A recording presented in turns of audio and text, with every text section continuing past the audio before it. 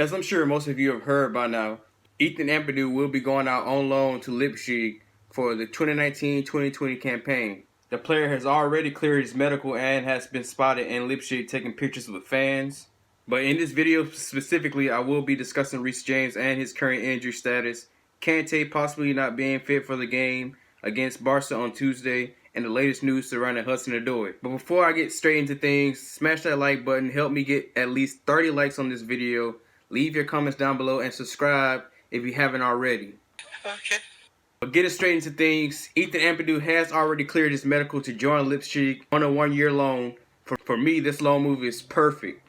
Julian Nagelsmann is a brilliant young mind who plays an up-tempo and more modern style of football. Leipzig in recent years has stressed the usage and development of young players.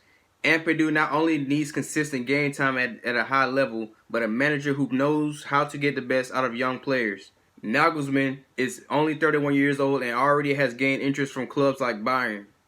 And I'm constantly going on about the importance of not just loaning a player, but just because you have no current plans for him on the team. So many times players get loaned out to managers who constantly misuse them, constantly not getting the most out of the player. Use Lewis Baker as an example. A player who's gotten lost in the loan system, who has had bad spell after bad spell solely because the managers we loan him out to not knowing how to get the best out of the player. I'm confident this won't be the case with Nagelsmann when it comes to Ampadu. Moving on to the next topic, discussing the latest news surrounding Reece James. Reece James has been recovering from his ankle injury he sustained while on international duty. The player has had minor surgery on his ankle and is expected to be back in training within 3 to 4 weeks. Wonderful! That news has come from Carefree Youth on Twitter. The guy who runs that account is extremely reliable and plugged into everything surrounding our young players. So if you want to give him a follow, I recommend you do so. This is great news as Lampards does have plans for the player. Will he drop Aspie for Reece? Probably not, at least not at the beginning of the season.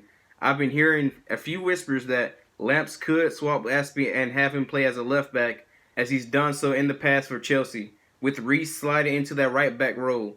And I'm all for it. Yes, please. Although it's apparent Aspie is declining, he is still useful and without a doubt our best fullback. So if switching him to left back can get Reece on the pitch, I'm all for it.